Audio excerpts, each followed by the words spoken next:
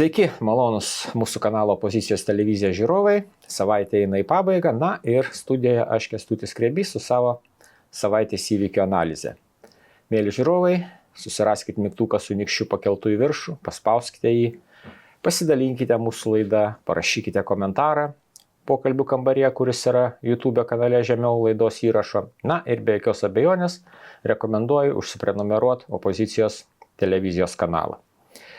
Kągi, savaitė buvo iš tikrųjų pakankamai įdomi.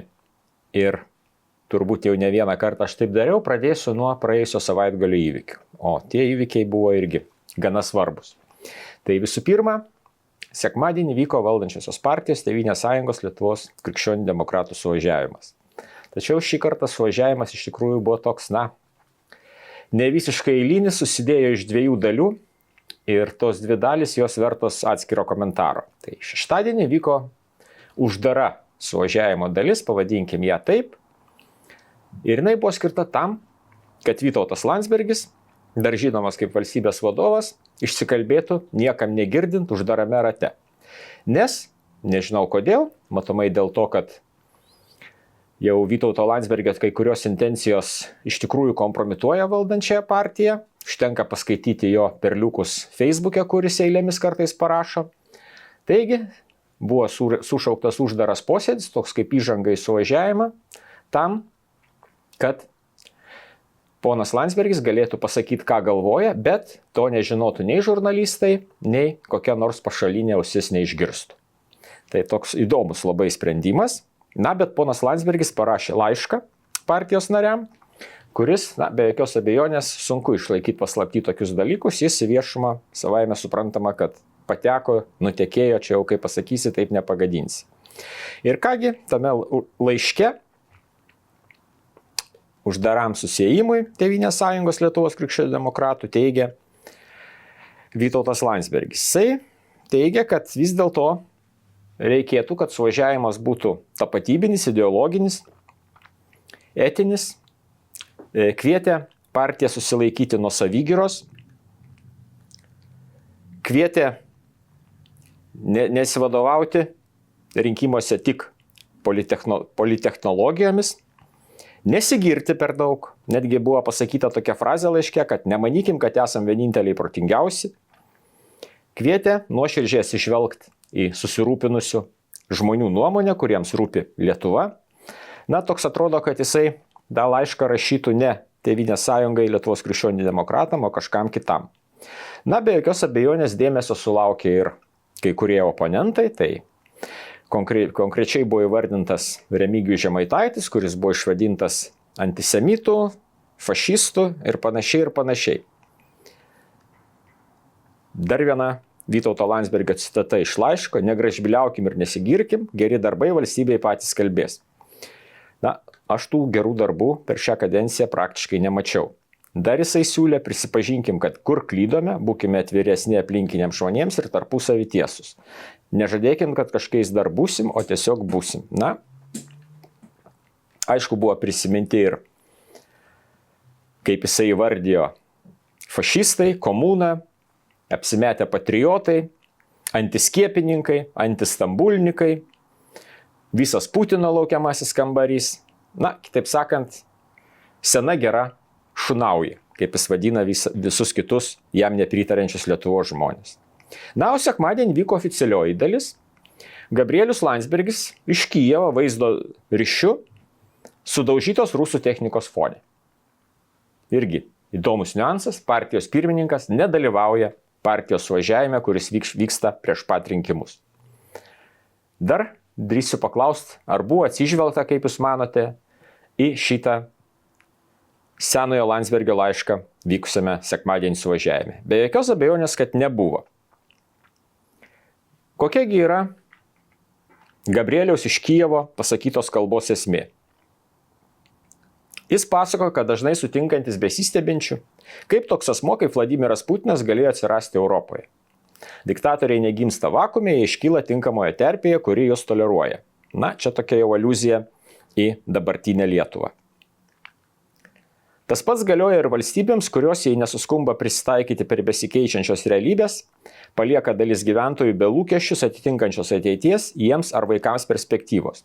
Ir tokiu žodžiu sako tas, kuris 4 metus darė viską, kad didelę dalį gyventojų paliktų be vilties, tas, kuris uždarinėjo ligoninės ir mokyklas, o dabar tas pats asmo kalba apie perspektyvą vaikams. Taip, reikėtų turbūt į veidrodį pasižiūrėti ir prisiminti savo darbus per šitos 4 metus. Todėl į klausimą, iš kur atsirado Putinas, dažniausiai atsakau, mes pasirinkome jo atsiradimą nematyti. Čia nelabai man suprantama šita frazė. Gal tai buvo taktika, gal apsisprendimas, tačiau tikrai matėme, kad viskas Rusijoje važiuoja žemyn, turėjome visas galimybes užkardyti tuomet, kai tai prasidėjo, bet nusprendėme, kad neverta. Tai aš dabar bandau savęs ir jūsų paklausti, o kokias galimybės ponas Landsbergis turėjo užkardyti įvykius Rusijoje ir Putino iškilimą? Ką jis turi galvoj? Perversmas organizuoti, dar kažkokį kitą dalyką? Kaip jis galėjo įtakoti Rusijos visuomenę, Rusijos elito sprendimus? Na, matomai vaikinas iš tikrųjų jau šneka ne visai adekvačius dalykus. Toliau dar įdomiau. Anot konservatorių lyderio, kitas ryškiausias 20-ojo amžiaus istorijoje vykęs virsmas iš demokratijos į diktatūrą, tai Veimaro Vokietijos virsmas į nacių valdomą valstybę. 32 metais, besitęsiant itin sudėtingai ekonominiai situacijai, surengti Vokietijos prezidento rinkimai, kuriuos laimi tradicinės partijos keltas kandidatas Hindenburgas. Na ir čia jau atsiranda tokia savoka kaip tradicinė partija. Jo pagrindinis oponentas, kylanti politiko žvaigždė Adolfas Hitleris. Šio antisemitinė agresyvi nacionalistinė platforma sulaukė 30% rinkėjų palaikymo. Netrukus po prezidento rinkimų naciai laimi parlamento rinkimus. Kam pavesti sudaryti vyriausybę? Prezidentas Hindenburgas iš pradžių trumpai priešinasi skirti Hitlerį vyriausybės vadovu, tačiau galų gale palūžta savo patarėjų kalbinėjimams ir naciai suformuoja demokratiškai išrinktą ir demokratinio prezidento palaimintą vyriausybę. Ir po to jau jisai pereina prie tiesioginio Lietuvos prezidento puolimo. Prezidento antisemitiniai patarėjai slapčia tikisi panašių į save išrinkimo. Jiems tai tarsi atpirktų prieš 10-metį padarytas nuodėmes. Štai matote, žmonės renka Žemaitaitį į ministrus, jį skyrė premjeras, tai matyt antisemitizmas nebėra taip blogai. Na, nesunku nematyti paralelės tarp prezidento patarėjo parašiusio seriją šlykščiausių tekstų Tomkaus spaudoje į Seimo vartus besibeldžiančio konstituciją bei priesaiką sulaužusio Žemaitaičio. Bet gal čia toks ir planas, Žemaitaičių būryje, kas ten atsirinks, kieno antisemitizmas blogesnis. Ir ponas Nausėda, kaip anų laikų Hindenburgas, tampa įtikintas, kad gal tas Žemaitaitis nėra taip blogai. Kas čia tokia, jeigu bus vyriausybėje? Na, tokie išvedžiojimai, tokios mintis iš tikrųjų yra labai keistos ir matyti paralelę tarp 33 metų Vokietijos ir dabartinės Lietuvos, na, gali tik tai labai jau lakią vaizduotę turintis žmogus. Nes Vokietijoje buvo siaubingas nedarbas, buvo siaubinga infliacija, atlyginimai buvo mokami kelis kartus per dieną, na, Lietuvoje kol kas tokių dalykų aš nematau ir duok dieve nepamatysim. Na ir kalbos pabaigoje buvo pasakytos pagrindinės 3 tezės. Įsipareigokime, kad Tėvynės sąjunga visados pozicijoje ir opozicijoje be jokių išlygų ir politinio išskaičiavimo rems konsensusą svarbiausiais valstybės klausimais - vakarietiška kryptis. Įsipareigokime jau šiandien, kad antrosiuose turuose remsime tradicinių valstybiškai mąstančių politinių jėgų kandidatus. Kai jie antrose turuose kovos prieš radikalių partijų kandidatus. Ir taip tai galioja ir socialdemokratams. Na, naujas Tėvynės sąjungos iš tikrųjų kursas remti antrame ture socialdemokratų kandidatus. Ta partija, su kuria kovojo 24 metus, kurią visą laiką niekino, dabar jau ieško sąjungininko joje. O sąjungininkas ieškomas siekiant bet kokią kainą išsaugoti vienokią ar kitokią valdžią. Ir paskutinė tezė - įsipareigokime, kad formuodami koaliciją arba dalyvaudami jos formavime niekada nesudarysime koalicijos su radikaliomis politinėmis jėgomis. Atsakingos vakarietiškos partijos Prancūzijoje ir Vokietijoje visada tiek būdamos pozicijoje, tiek opozicijoje daro viską, kad jos būtų sudaromos be radikalių, chamiškų politinių jėgų. Na, galima aišku spėlioti, ką jis turėjo galvoj, bet dalį Lietuvos politikų ir ko gero dalį politinių partijų, kurios jo manimų gali laimėti ateinančių Seimo rinkimus, jis tiesiog įvardyja kaip chamais, chamiškomis politinėmis jėgomis. Kitaip sakant, kokia darytina išvada po šitos kalbos analizės? Keičiama generalinė partijos linija.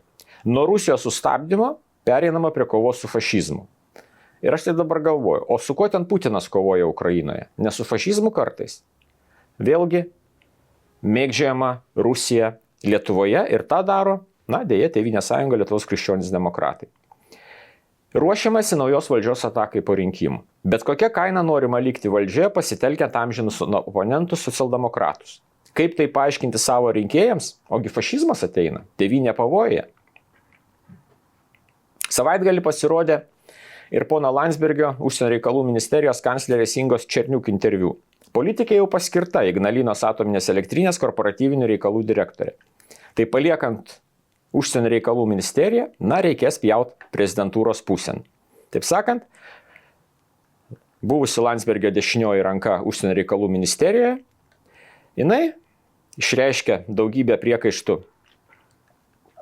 prezidento patarėjai užsienio politikos klausimams, Astai Skaisgirytei, ir kągi sako, jinai sako taip, neslėpsiu, atsakė kanclerė. Klausama apie ar jos nuomonės Skaisgirytė žvelgia į situaciją dėl diplomatinių konkursų per senųjų užsienio reikalų ministerijos praktikų perspektyvą. Taip, jinai tą pasako, kad Skaisgirytės pažiūros pasenusios ir kągi sako išeinanti užsienio reikalų ministerijos kanclerė. Jais reikia rūpintis, čia apie užsienio reikalų ministerijos darbuotojus. Jiems reikia kurti komfortą, jiems reikia psichologiškai padėti, jiems reikia žinoti aiškiai žaidimo sąlygas, taisyklės ir nebegalima tiesiog funkcionuoti taip, kaip mes funkcionavome prieš 30 metų.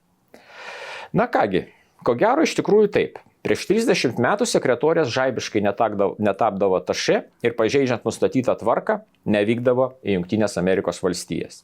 Tai pasirodo, taip funkcionuoti negalima, bet reikia vykdyti savo ištikimų žmonių paskirimus, apeinant įstatymus, apeinant nustatytas tvarkas ir skirti į pačius aukščiausius postus.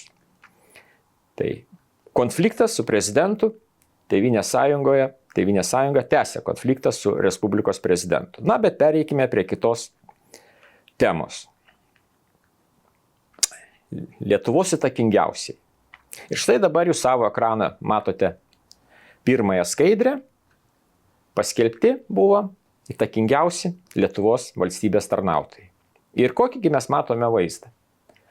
Kokioje valstybėje, taip drįsiu suformuluoti klausimą, demokratinėje respublikoje ar spectarnybų valdomoje įtakingiausi taptų šie pareigūnai? Pirmoje vietoje VSD vadovas, antroje vietoje generalinė prokurorė, trečioje vietoje policijos generalinis komisaras, ketvirtoje vietoje prezidento patarėjas nacionalinio saugumo klausimas, beje, irgi buvęs VSD pareigūnas Kęstutis Budrys. Pirmos 4 vietos spectarnybo vadovai arba išeiviai iš spectarnybų. 5-6 vieta 2 prezidento patarėjai, o po to vėl 7 vietoje STT vadovas Linas Pernavas, 8 buvęs kariuomenės vadas Valdemaras Rupšys. Naujo kariuomenės vado turbūt dar tie, kurie rinko įtakingiausius valstybės tarnautojus, dar neįsidėmėjo ir į sąrašą neįtraukė. Kitaip sakant, iš 8 įtakingiausių valstybės tarnautojų 8 sukarintų arba specialiųjų tarnybų atstovai.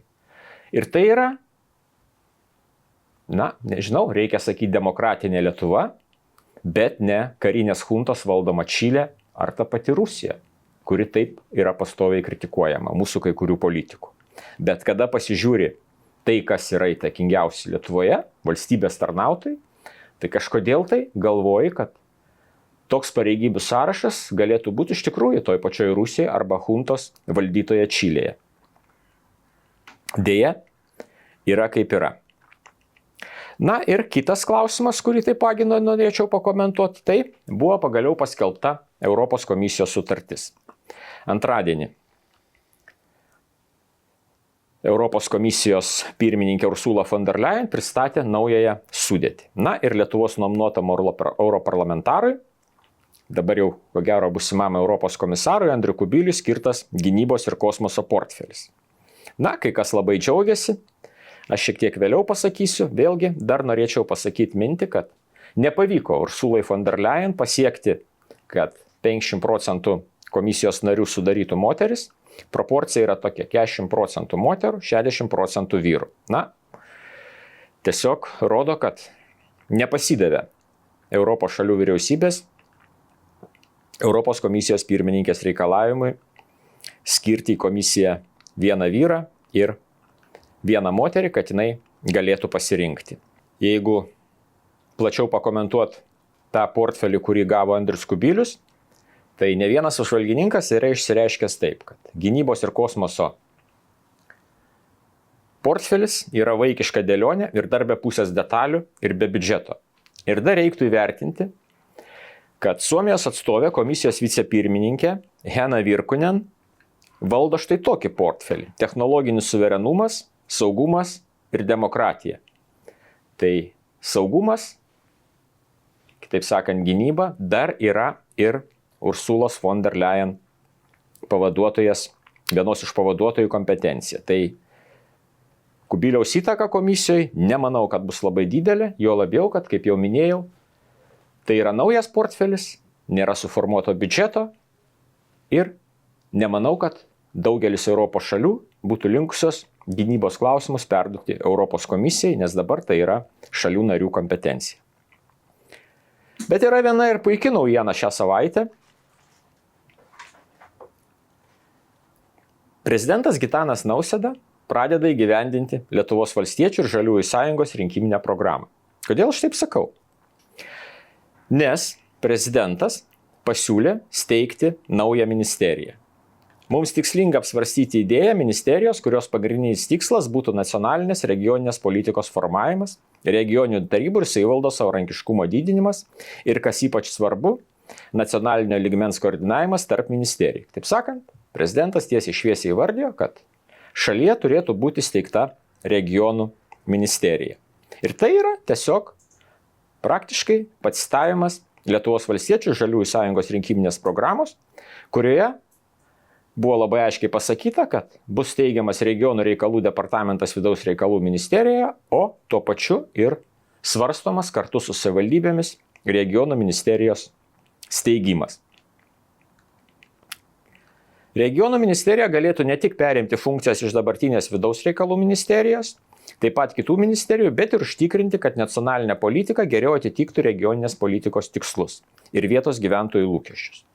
Tokia ministerija geriausiai taptų horizontalios regionų politikos ašimi mums visiems ieškant Lietuvos žmonėms reikalingų sprendimų, pabrėžė prezidentas. Kas įdomiausia, netgi ir ministrė pirmininkė pritarė. Štai ką jinai kalbėjo Seime. Aš sakyčiau, kad ne tiek regionų ministerija, bet galbūt labiau viešojo valdymo ministerija. Savaime suprantama, ne pavadinime esmė. Nes tokia ministerija galėtų apimti politinę atsakomybę ne tik už savivaldybių reikalus ar regionų reikalus, bet ir viešąjį valdymą, valstybės tarnybą ir panašius klausimus. Tai nėra kažkas, kas negalėtų būti svarstoma. Aš sakyčiau, premjerė priminė, kad už šias sritis atsakinga institucija, valdymo reformų ir savivaldybių reikalų ministerija jau egzistavo. Iš tikrųjų taip, man teko jai vadovauti. Tuo metu buvo priimtas naujas valstybės tarnybos įstatymas, viešojo administravimo įstatymas, įsteigtos naujos savivaldybės, tokios kaip Kazlų Rūda ar Elektrėnai, Elektrėnų savivaldybė, nes buvo tokia situacija, kad Elektrėnų gyventojai, kur miestas, galima sakyti taip, yra daug didesnis negu Trakai, priklausė Trakų rajonai. Daug tokių yra iškreiptų dalykų. Dabar, sakykime, irgi yra toks pakankamai didelis miestelis, Kuršėnai, kurie priklauso žiediniai savivaldybei, Šiaulių rajonai. Tai to darbo, reformuojant vietos savivaldą, skiriant didesnį dėmesį regionam, iš tikrųjų yra pakankamai daug. Tai džiugu, kad grįžtama prie šitų dalykų. Beje, premjerė pastebėjo dar vieną dalyką. Kad valdymo reformų ir savivaldybių reikalų ministerija buvo panaikinta. Nemanau, kad tai buvo išmintingas sprendimas. Taip jį vertino premjerė. O kasgi priėmė tą neišmintingą sprendimą? Ogi 2000 metais Andriaus Kubiliaus vadovaujama vyriausybė. Tai dabartinė viena iš konservatorių lyderių supranta ir kritikuoja 2000 metais padarytą Andriaus Kubiliaus sprendimą. Na, Kubilius linkęs daug ką sugriaut ir mažai ką sukurt. Kita naujiena, kuri šią savaitę taipogi buvo paskelbta, tai verdiktas, teismo verdiktas Jonavos merui Mindaugui Sinkevičiui. Čia jau turbūt visi suprantat, kad kalbame apie čekiukų skandalo atgarsius. Ketvirtadienį apeliacinis teismas paskelbė nuosprendį ir nuosprendis yra iš tikrųjų pakankamai griežtas. Taip sakant, jam skirta 12,5 tūkstančio eurų bauda, taip pat uždrausta 3 metus dirbti valstybės institucijos. Na, vieni džiaugiasi, kiti pergyvena. Socialdemokratai bus priversti išbraukti poną Sinkevičių iš rinkiminio sąrašo. Vyriausioji rinkimų komisija jau ruošia sprendimą nušalinti jį nuo Jonavos mero pareigų. Na, galbūt konservatoriai trina rankas. Bet vis dėlto, manyčiau, kad verta pasigilinti į šią problemą. Ir pasigilinti reikia štai dėl ko. Vieni žmonės, pakliuvę į tą taip vadinamą čekučių skandalą, išlipo iš jo sausi.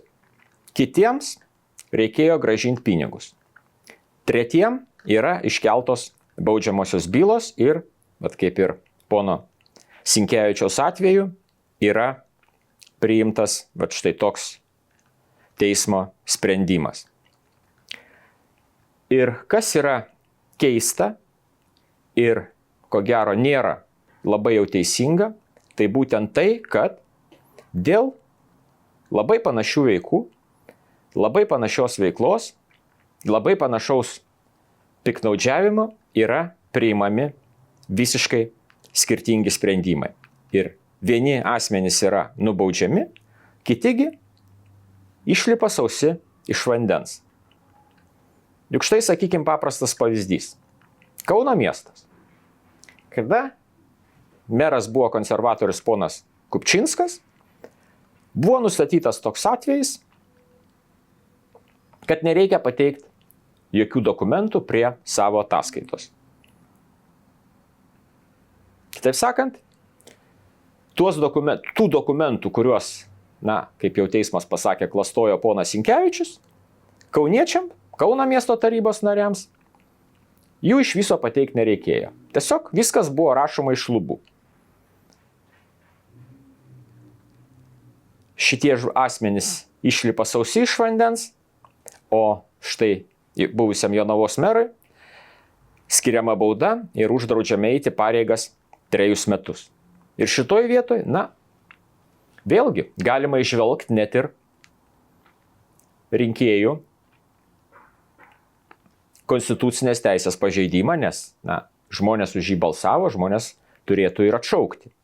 Kitaip sakant, mes turime štai tokią situaciją. Politikas A už čekiukus nubaustas, netenka dabartinių pareigų, išmetamas iš Seimo ir iš partijos rinkimų sąrašo. Politikas B už čekiukus nenubaustas, eina dabartinės pareigas, dalyvauja Seimo rinkimų kompanijoje ir yra savo partijos sąraše. Tai tokia situacija, jinai iš tikrųjų norom nenorom kelia daug klausimų. Na ir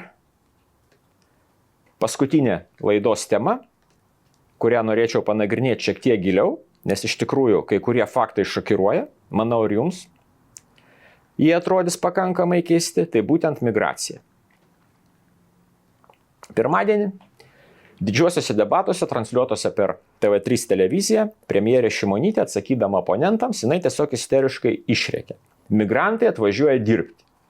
Ir supras, kad be jų žlugs Lietuvos ekonomika, nebus mokesčių, nebus biudžeto ir panašiai ir panašiai. Bet, o kaip tada su josios favoritės Bilotaitės pareiškimu Facebook? Tiksli citata. Šiuo metu Lietuvoje gyvena apie 220 tūkstančių užsieniečių, įskaitant karo pabėgėlius iš Ukrainos. Dirbančių užsienio piliečių iš įvairių šalių yra apie 116 tūkstančių. Tai ir klausimas, kaip šitai merginai susiveda galai ir kaip Šimonytei susiveda galai. Į Lietuvą atvyko 220 000 užsieniečių, iš jų dirba 116. A ką veikia likęs 100 000? Viena problemos pusė, bet problema vis dėlto ko gero yra gilesnė ir jos šaknis yra, aš taip drįstu manyti, net ne Lietuvoje. Štai, neva dėl masinių užpuolimų peiliais, taipogi išsigandusi alternatyvos Vokietijai pergalės, tokia partija yra, Tiuringijoje ir Saksonijoje Vokietijos vyriausybė priėmė sprendimą įvesti sienų kontrolę. Taip sakant, Šengeno erdvėje įvedama sienų kontrolė. Sprendimas pradėjo veikti šį pirmadienį. Pirmadienį prie visų Vokietijos sausumos sienų pradėjo galioti sustiprinta kontrolė, dokumentų tikrinimas. Vokietijos vyriausybė gina tokio žingsnio būtinybę pažaboti nelegalią migraciją ir tarp valstybinį nusikalstamumą. Sprendimas priimtas, kad naujosios priemonės galios 6 mėnesius, tačiau be jokios abejonės Vokietijos vyriausybė gali jas ir pratęsti. Ir taipogi komentuojama, kaip jau trumpai užsiminiau, kad tokie sprendimai yra primami dėl užpuolikų ginkluotų peiliais visos serijos išpuolių, dėl to, kad alternatyva Vokietijai politinė partija įgauna didesnę galią, o dabartinė Vokietijos vyriausybė mano, kad ta partija yra nenaudinga, kad jinai yra bloga, kad jinai yra kraštutiniai dešiniai priklauso ir panašiai ir panašiai. Ir toks siekis, tokių sprendimų priėmimas, ko gero, yra siekis nuraminti Vokietijos rinkėją. Tačiau, ar šis siekis yra nuoširdus? Nes kas daroma kita ranka toj pačioj Vokietijoje? Viename iš Vokietijos portalų yra paskelbtas toks straipsnis. Šolco atsakas į migracijos krizę - dar 250 000 afrikiečių. Ir iš tikrųjų mes čia labai galime matyti aiškias paralelės su Lietuvos vykdoma politika. Kaip atsiranda tas 250 000 afrikiečių? Vokietija įveda sienų kontrolę, Lietuva iš vienos pusės stato irgi sieną, spygliuotą vielą, koncertiną tiesia, bet iš kitos pusės priimami sprendimai įsileisti tūkstančius specialistų kabutėse. Ir taip lietuviai keičiami imigrantais iš Azijos, Afrikos, kurie neturi jokios kvalifikacijos, bet tinka vairuoti automobilius, vežioti maisto krepšius, dirbti kitus primityviausius darbus. Dabar kodėl aš sakau, kad Vokietijos vyriausybė iš vienos pusės priima tokį be abejo rinkėjų tarpe, ko gero, populiarų sprendimą kontroliuoti šalies sienas, atsižvelgiant į visą eilę išpuolių peiliais, o iš kitos pusės, iš kur atsirado tas 250 000 afrikiečių. Vokietijos vyriausybė pasirašė taip vadinamą migracijos susitarimą su Kenija, pagal kurį, taip įvardime, kvalifikuoti ir pusiau kvalifikuoti Kenijos darbuotojai bus įleidžiami į Vokietiją. Ir jų skaičius 250 000. Taip sakant, Vokietija, kurioje šiai dienai yra beveik 3 milijonai bedarbių, siekia įsivežti dar 250 000 kenijiečių. Jau dabar Vokietijoje gyvena 14 800 kenijiečių, iš kurių beveik 800 jau privalo išvykti iš šalies dėl to, kad pažeidė Vokietijos įstatymus.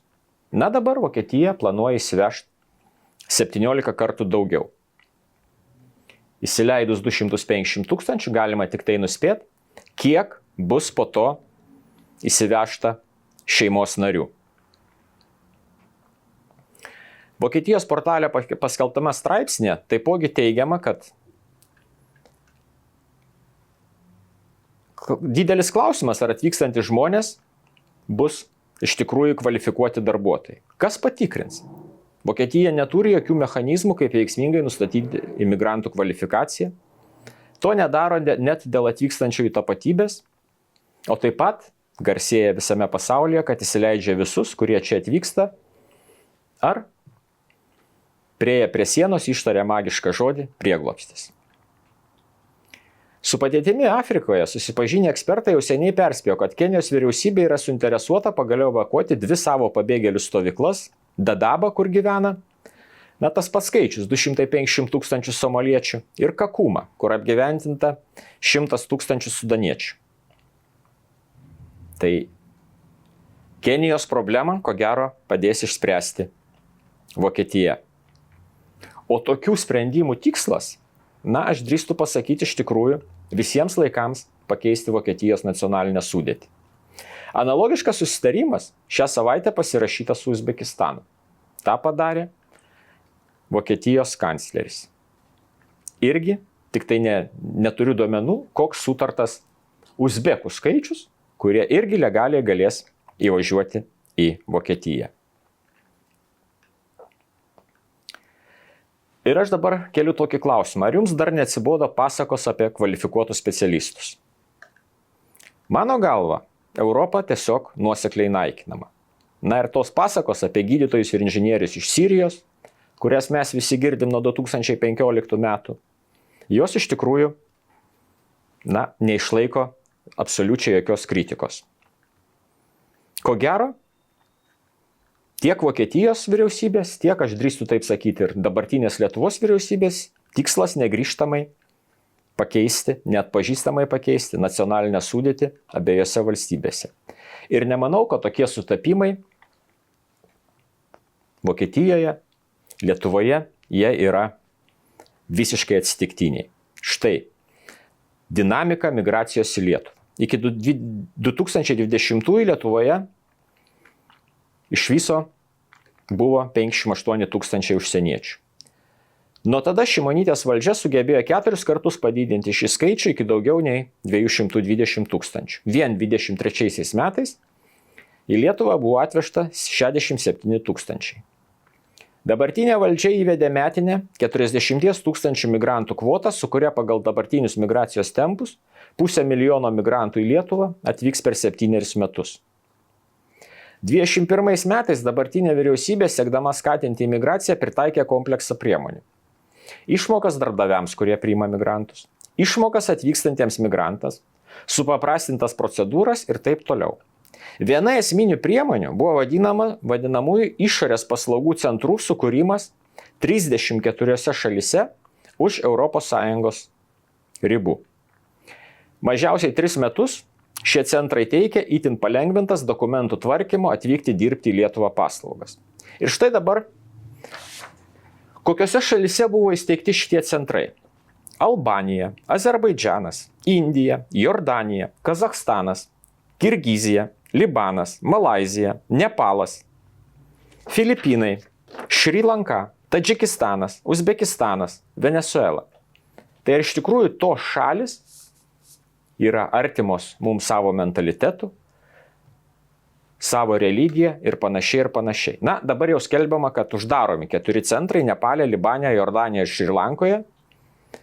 Tai yra tie, iš kurių pavyko atvežti vos 826 asmenys. Na, tiesiog nepateisino vilčių.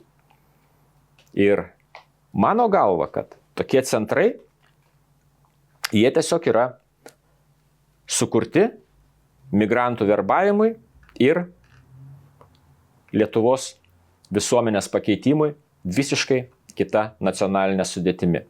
Ir dar reikėtų įvertinti ir, sakykime, ir masinės informacijos priemonių, bet aš važiuodamas į studiją klausiau žinių radiją ir įvykis vakar Rotterdame, Olandijoje ir kaip jisai pateikiamas. Vėlgi, toks pat išpuolis, kokie dabar itin paplito Vokietijoje, taip sakoma, migrantas, čia labai jau įdomi detalė, šaukdamas Dievas yra didis, peiliu vieną žmogų užmušė, kelis sužeidė, iki tol, kol buvo sulaikytas. Ir dabar, kai tu girdi tą pranešimą per lietuvišką sisteminę žiniasklaidą, na, migrantas šaukia Dievas yra didis. Gal jisai Dievą garbina, gal katalikas yra, bet Dievas yra didis yra pažodinis Allah Akbar vertimas. Bet informacija pateikiama taip, kad, na, neatrodytų, kad nebūtų galima nustatyti, kokia yra, na, žudiko, įvardinkim taip, religija ir iš kokios šalies jis atvyko. Tai iš tikrųjų, tas migrantų įsileidimas, ką dabar daro šita vyriausybė, kelia didžiulį pavojų ne tik Lietuvai, bet ir visai Europai. Ir pagalvokite apie tai, ateidami spalio 13 prie balsavimo urnų. Ar jūs sutinkate, kad tokia politika būtų tęsiama, ar manote, kad jai reikia padaryti galą? Ačiū Jums uždėmesi, tokia buvo mano savaitės įvykių analizė. Sudie, paspauskite patiktuką, mygtuką su nykščiu į viršų, pasidalinkite mūsų laidą, padiskutuokime pokalbių kambaryje, kuris yra žemiau laidos įrašo. Iki kitų susitikimų. Politinė reklama apmokėta iš Lietuvos valstiečių ir žaliųjų sąjungos politinės kampanijos sąskaitos.